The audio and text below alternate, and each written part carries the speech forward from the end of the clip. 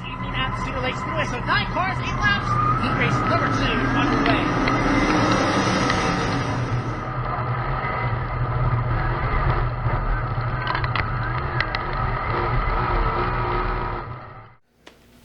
Welcome to CLS Show. Marty Gallagher coming to you here with Jake Miller, driver from Somerset, 65. Plenty of laps around Cedar Lake Speedway. Yeah, I've been there for about 17 years making laps around that place. So. And behind the wheel of a late model these days. Yep. How's that transition been? Obviously, I know you've started in street stock, and we can go back to that. But it's got to be a fun transition through these levels of racing. It has been. I mean, I've never won a track championship there, but I've been second 6 times now through the years of racing.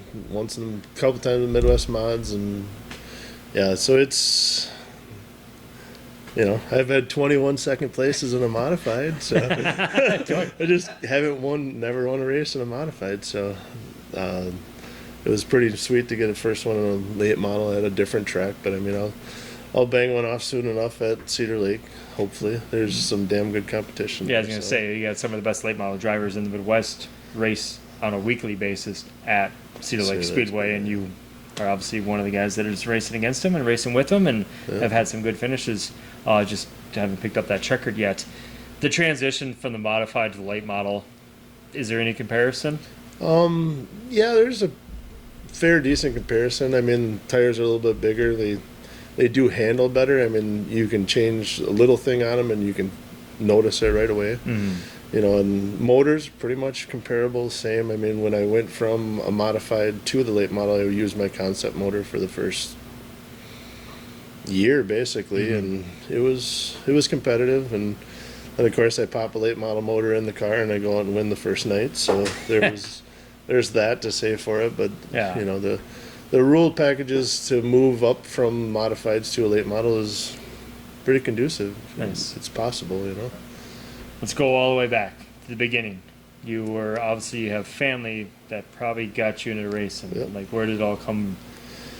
So my grandpa, Gene Bender, raced before I was alive until probably mid to late 70s, so before I was born. And he raced basically for a living. I mean, he ran everywhere from Thunder Bay, Ontario to wherever there was races, and then he plowed snow in the wintertime for the Barron County is pretty much his thing. And then he started an auto mechanic thing, so it's been in my blood. And I mean, anytime I'd ride with my mom, we'd go through the Blue Hills from Ladysmith to Rice Lake, and Mom would be swerving around the corners, and it's like, holy crap, lady, slow down, you know. And she'd be like, I've come from a long line of race car drivers, we're fine. It's like, oh, wow, Mom. So, What was your first race car? the first race car was a street stock. I kind of talked my wife into that on her. We were almost You guys were dating, or yeah, we were married? dating. Okay. We were dating, and I was fishing bass tournaments pretty heavily at the time, and all over the place. And she's like, kind of want to spend more time with you. You're kind of cool, you know, which, whatever, that's still to be debated. But so I talked her into buying us a street stock so it's been kind of history from there. So. And that's the history of Cedar Lake Speedway. You ran a street. I mean, so classes have changed, obviously, divisions at Cedar Lake Speedway over the last handful of years.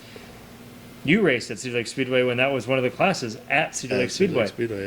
Yeah, we ran pretty much every Saturday night there, and Friday nights we were up in Centuria and at Capella Speedway at the time. So.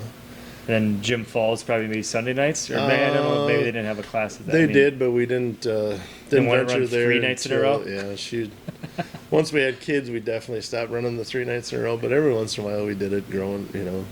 It was growing pains, learning on what to do and what not to do, and it's a lot of racing, a lot of time, a lot of effort. And obviously we had your son, Carver, on here tonight, and he's the middle guy. So you got an older and a younger. Yeah, we got there's 3 of you. We got a daughter, Lily, who is going to be a sophomore in high school, and then Carver's going to be an 8th grader, and Colton's going to be a 5th grader. So Lily, she doesn't want to race. She's a cheerleader. We had her in the go-kart a couple times, and I'm like, you're going to burn out the clutch, honey. This is not for you. You know, because she's like, Dad, I'm going so fast. It's like, this is not for you, huh? Yeah. And then Carver jumps in there and did very well in the junior predator class, and Colton, the youngest one, was in our box. Okay. Which he was fun to watch. Yeah. He didn't always finish races, but he was fun to watch. Has he done any of that this year too? Or Actually, we traded his we traded his winged go-kart for Carver's 604 crate motor. Okay. So Perfect. that's how that came about, and that's the motor that Carver ran this year. And obviously, you've raced over the years, your family in the background and stuff like that.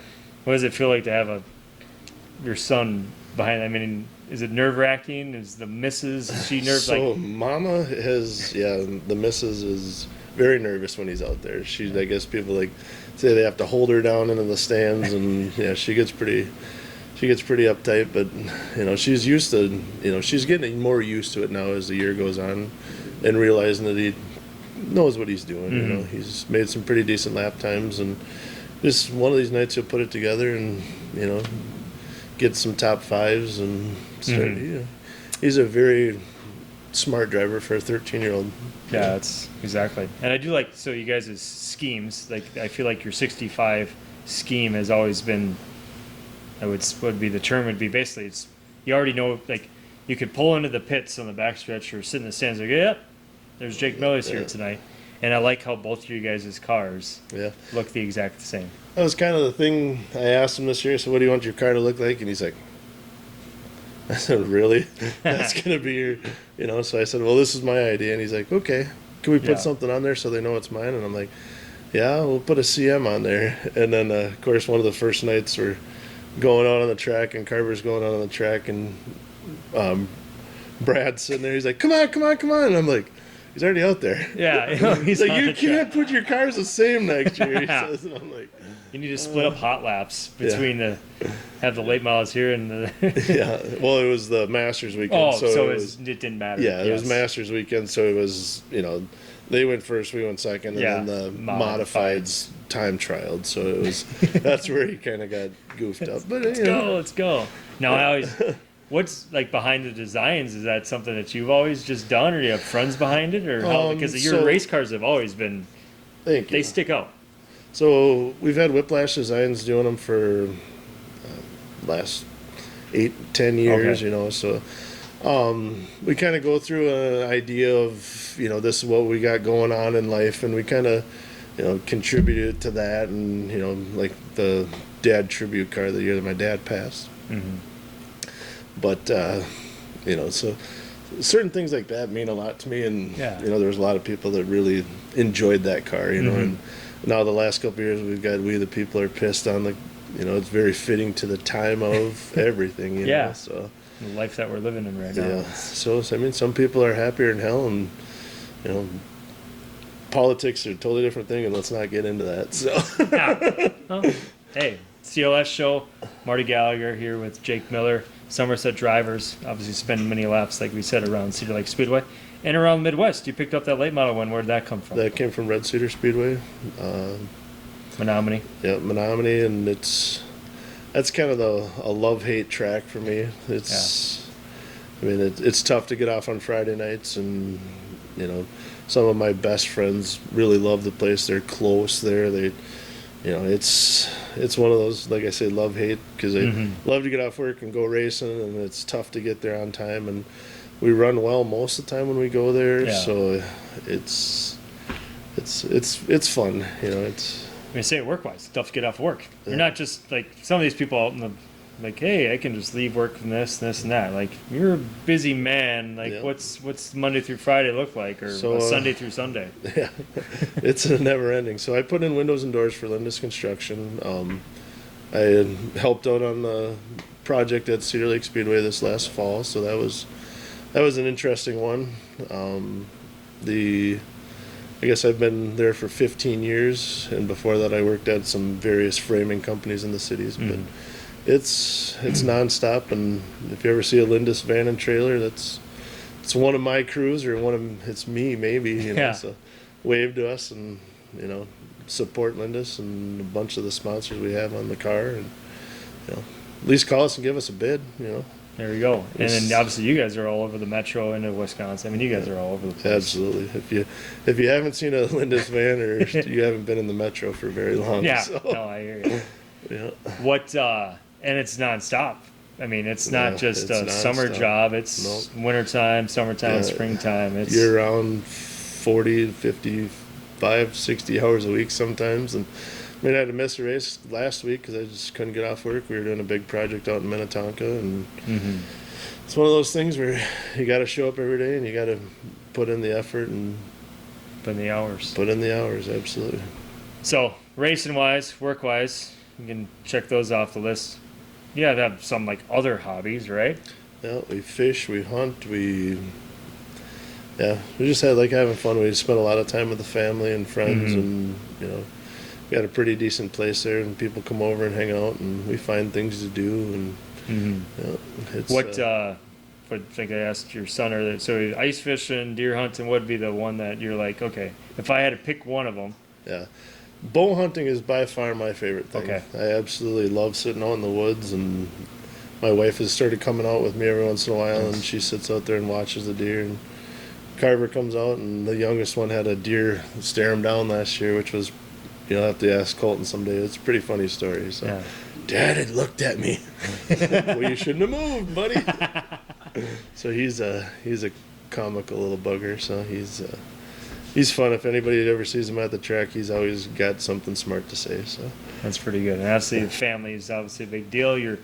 The missus, the wife, did she come from a racing background, or how did her family? My wife's been at Cedar Lake since she's been 3 years old, and so she's been there longer than you have, probably. Yeah. She got me into it. And I mean, like I said, I fished bass tournaments before I met her, and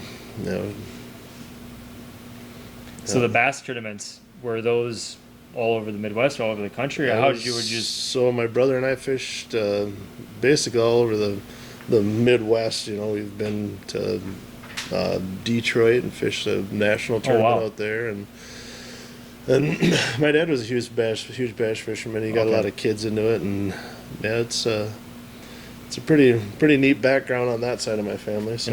And you guys, obviously you're Somerset now. Is that where you guys grew up, or you guys are more? I grew up in Ladysmith. My wife is from Somerset, so we settled in Somerset. All right, that's how it seems like it works. So. And then sports-wise, obviously growing up, you weren't just a race car driver, weren't just a bass fisherman. You did other things. I played baseball and was pretty successful at that through the years. Was a wrestler, played basketball. Football was one of my favorite sports. Yeah. The wrestling side of it, I played basketball my freshman and sophomore year of high school, and then went to state after that in wrestling. So it's what high school is Ellsworth? Ladysmith. Okay. Yep.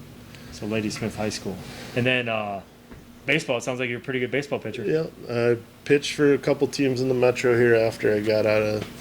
Which we're kind of in town ball season. The town ball state tournament's going to be firing up here. You played for Hastings for a couple seasons. I played for Ellsworth and the Millers and New Richmond, and it was fun. I played fast pitch for a couple years after that, and then I just ran out of time when I started racing a lot. So at one point in time, you were doing hey, I have to be at the ball field on Sunday at 2, but I'm just unloading the race car from Saturday night and get to it was one of those things where it seemed like I played baseball every night, and between fishing and racing, and then it just kind of went to just strict racing. And with the kids in sports, and Lily's a cheerleader for Somerset, and that is a very grueling schedule. Cheerleading schedule, I like it. The cheerleading schedule, they have many competitions, and it's an all-day event. So, they might perform at 9 o'clock in the morning, and then again at 11 or 1 o'clock or whatever, and then the awards are at 6:30 at night. So you sit around in the gym and you watch all these schools, and I do have to say I enjoy it, and she's only got a couple more years of it, so... Sports-wise, did you ever think 'cause you seem like you'd be a pretty good athlete, that? Hey, I could go off to college and do this. Did you ever have any offers, or? There was offers more for the wrestling side of it, and then football also. It was one of those things when I got to that age, I just wanted to grow up. So I went to a tech school in Rice Lake, and I just stopped playing. It was one of those things I just wanted to grow up. And, so there was offers. There was a bunch of the state schools in Wisconsin, and just never pursued it. Yeah, well, you get to be a race car driver and get to watch your kids race, and obviously cheerlead and play sports and race go-karts and everything else. Go fishing when you want to every once in a while. And racing-wise, obviously, like you said, we started at street stock, and then you make your transitions. Moved up to Midwest Mod for 4 seasons, and then moved up to an A-Mod for 8 seasons, and then been the last 4 years in a late model. So. And that's it's kind of interesting because you see these guys, and because you've been around them too, they just hang out in that A-Mod, and you can be very successful. Absolutely. They're racing in Mason City tonight, I think, for the USMTS. What was that goal like? Because you could hang out in that forever and have a fun career. Absolutely. What was your thought of hey, I'm going to late model racing? Cedar Lake. Yeah. Living, 3 miles from the track, and it was kind of always one of those things where, to me, I've always loved watching late models, even though I was always a modified guy. Yeah. And I always thought, I should buy one, And I had a rough season in a modified where it seemed like every weekend I was blowing a motor or breaking something. And my wife says, "You always want a late model, why don't you get one?" Yeah. And I was like, "Oh Lord," thinking I'm going to be out to lunch here. And then I had worked up a deal with James Giassi, and his dad was selling a car at the time, and ended up in an older MB Custom, but it's held its own. Yep. Motor-wise, sponsor-wise, obviously you have Lindus Construction behind you. Yep. Anyone else that you want to give a shout-out for? Well, Lindus Construction, Midwest Safeguard, they're a big part of, making sure that when I can get time, I do take it and get down there. Like Friday night, we're going on to Mississippi Thunder, and Saturday we'll be at Deer Creek. So Randy Hansen Race Engines, he is... So we blew up a motor on a Saturday in Rice Lake, and on the next Friday night, he had me a brand new motor ready to go. Wow. So it was Memorial Weekend. Brought him the motor on Monday, and I had it back at Saturday morning at 3 a.m. and we put it in the car and went and raced, and I think we ended up 6th or 7th for the night. So it wasn't a bad showing for putting in the motor and scrambling. And, it was. So Randy Hansen has been a big part of it. He builds a very good motor for a decent price, so it's not like I understand Pro Powers build more power, but they also come with a price tag, so it's nothing bad with that. It's, it's what we can afford, and I feel we're pretty competitive with, what we can afford, so. Obviously you picked up a win earlier this year with the late model with that motor, so that Red Cedar like we were talking earlier. Obviously, Cedar Lake Speedway. You talk highly of Cedar Lake Speedway. What are some other tracks that you've been able to race at the last handful of years? You're like, God, I always love running there. Last year we went down to Webster City, Hamilton County Speedway, which was a fun road trip. We went down there with Steve Lavasser and a bunch of It's a big track. Oh my God, that is a big half mile. Yeah, it was kind of weird though. We ran the same gear as we run at Cedar Lake on that big. Wow. Yeah. It is interesting. I would never guess that because that's a... I wouldn't have guessed it either because I put in like a 567 and I was barely turning any RPMs and I was like, what the heck? And I put it back in my Cedar Lake gear and car ran good. Nice. Yeah, so it was... that was kind of one of the funner trips we had. We'll see what happens with the top list this year. Maybe we'll go up to Ogilvie for that or back down to Hamilton County for after the year. And then... hopefully the kids will be done with football by then, and cheerleading seems like it's a year-round sport. That's just not going to stop. That just doesn't stop. Yeah, it's pom-poms everywhere. Yeah, it's like they get done on school year's done, and tryouts are 2 weeks later for the next team. So yeah, it's pretty wild. Like you said, your family. I mean, family is a big important deal. Like it sounds like you guys always are going everywhere together as much as you can, which is pretty cool. And then on the weekends that we ain't racing, we're going camping somewhere and UTVing, or we find something to do. That's for sure. What looking back at some racing in the background in the past, what is like one of the coolest wins that you had? Is going to be street stock, Midwest mod, modified. So I won one at Cedar Lake in the Midwest mod.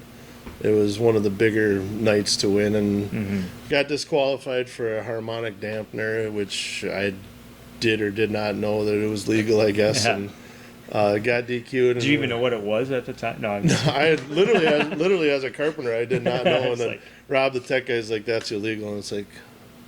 So I called my engine builder, which was Richard Workman at the time up in Barron, and he's like, "That's the one they call out for it," and we never changed it. And the next week we took second in the Triple Crown race and wasn't DQ'd for that. So here we go. So it was one of those things. Yeah. That, hey, that's some nights at the racetrack you kind of just take it in stride. I mean, I used to get all worked up, and now with a son and racing, I try is the key word. I try to be calm after, during, and like my wife always says, you get out on the track and you're done racing. I'm not going to the track anymore with you, and I don't race without my wife. She's she's there all the time, and she's a big part of it. She puts in a lot of hours out in the shop with me, and it's cool. Gets stuff ready. And I think that's part of the reason why racing is so great, especially here in the Midwest for Cedar Lake Speedway. Thanks again, CLS show here with Jake Miller, Somerset driver. Make sure you go and like and subscribe. The whole family aspect. I mean, you go up to Cedar Lake Speedway or other tracks throughout the Midwest here. It's a big family deal. Absolutely. It's and it's kind of fun because through the years we've always had plenty of help.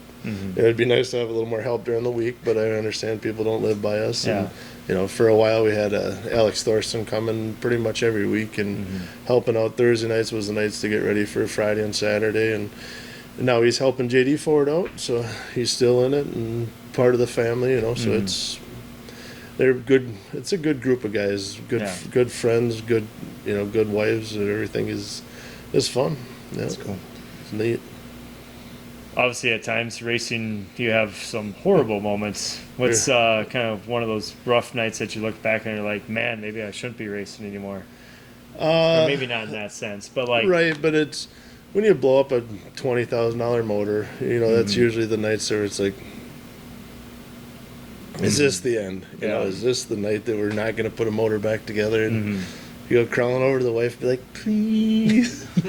She looks at me, she's like, oh my God, you're going to be out for 2 weeks and we'll put the money, we always find some way to figure something out. And now with working with Randy, it's, he helps us a lot. He really has watched our motor program and, understands exactly what I can and can't afford and, builds me something to that effect, so.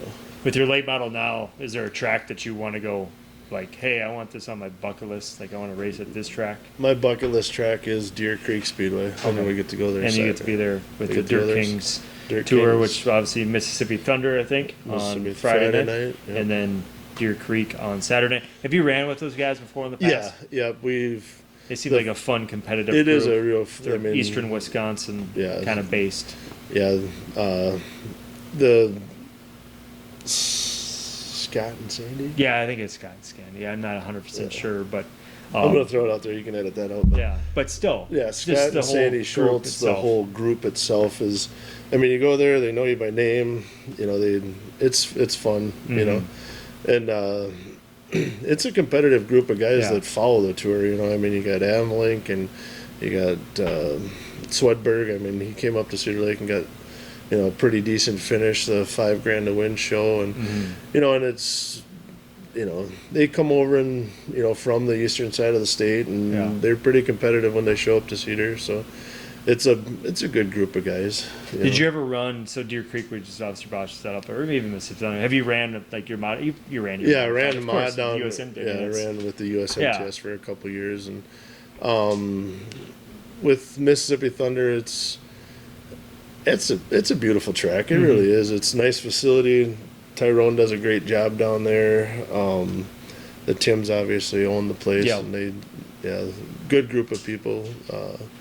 It's a fun place. It's very racy track. I mean, it's, in Cedar Lake, we got some new clay up there, and it seems like that's starting to turn itself around lately with the raceability of more than one line, and it's getting fun there again. And anytime and have you noticed the changes throughout the year? Because I know obviously Brad and the staff, everyone's been like, it's been kind of a transition into this new surface. Have you noticed it every time you've been out there? It's got to be a little bit changes, right? Yeah, it's actually, it seems like it's every week it's changing, and it seems like it's changing for the better. They got some rocky clay a little bit ago, and people were wrecking pans and this and that, and they put forth the effort, and they got the kids out there and picking rock, and I know that I know every one of the owners had been out there picking rock, and they seem to care about the track, and that's really what we need in our sport. And obviously, you've being at Cedar Lake Speedway the last, for how many years? 17 years. You've seen the changes as you being local. It must be fun to see these changes that has happened at the track. It is. It's fun to go out there and help. It's fun. I mean, this year I've been helping making the victory lane door panels that you got, because I made some door panels for sponsors through the years, and then Chris and Tony had seen that, and they're like, "Hey, you want to do those for a victory lane?" And so we did that, and then the sprint car boards are a little bit different deal, but it's still the same deal. So it's fun making that and checking on what they need for the week and making sure that I get it there. And it's been pretty interesting. We kind of mentioned earlier, obviously the tire stuff has changed at Cedar Lake Speedway, and it's kind of been a benefit for some of you guys at the track. Absolutely. I personally feel that the late model tire rule at Cedar Lake is very beneficial to me, because I do like running Minnesota shows, and I don't have to buy new tires to go there and race competitively. They let us grind and sipe and groove and do some things to the tires to get one or two more nights out of it. So that's saves the pocketbook. Very, very beneficial. I mean, the tires at 180 to 200 a piece right now. It's not cheap. No. When you're going through a right rear every couple nights, and then if you can get an extra night or two out of them and stay competitive with an older tire by doing something to them that Wissota doesn't allow, it's beneficial to me. Rest of the season, obviously, we said this weekend Cedar Lake Speedway does not have the late models, but you'll be down south running your late model. But just a couple more nights left at Cedar Lake Speedway the rest of the year. You're going to be out there, I'm sure. Yep, we'll be out there the 26th, and then we'll be out there for the 100. Goal is to have Carver's car maybe out for the 100, but he's got football, so if it is out for the 100, I'll be running it in the limited class. So there's a little newsbreaker for you if we get it back together. I got a helmet. Yeah. So there is that. If we do get it back together, I will pilot it at least one time the rest of the season. Have you ran that car yet? I mean, maybe in hot laps. I don't like. So the one night I was gonna run it, and he's sitting over there looking at me. So the one night I was gonna run it, I get all strapped in. He's a little bit smaller than I am, so I get in his seat, and I kind of felt like a fat guy in a little coat, just sitting there like, okay, this is fine, because I moved it around the yard and stuff, and he pretty much, does all the moving of the cars, unloading, and that's his work, that's what he does for me, and it helps me out a lot, so then I can obviously make money and do stuff other places. So that's his job, is to get the cars moved and get them washed and cleaned and tire prep, and that's cool. He's helped out a lot this season. But so the one night I get in and I'm going to go out and hot lap, and I'd already told Tony Olson and those guys that I'm going to go hot lap it, and I get in the thing, and like his seat's higher because he likes to be able to see, and most late model drivers don't like to see. They, get low in the car and, whatever else. And I'm sitting there, I'm trying to get my helmet on, and my wife's sitting there, like, trying to shove the helmet on my head. And I'm like, ah!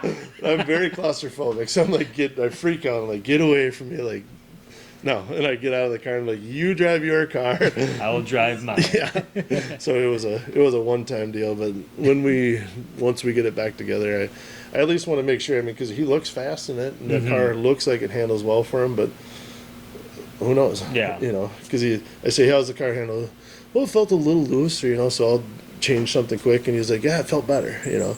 So it's like, is that track conditions, or is it actually something that we changed?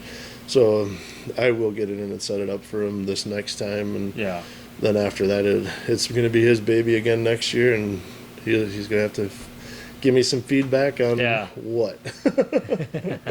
So. Well, perfect. Thanks again for joining us tonight. Appreciate it. CLS show, Marty Gallagher here with Jake Miller, driver from Somerset in the 65s.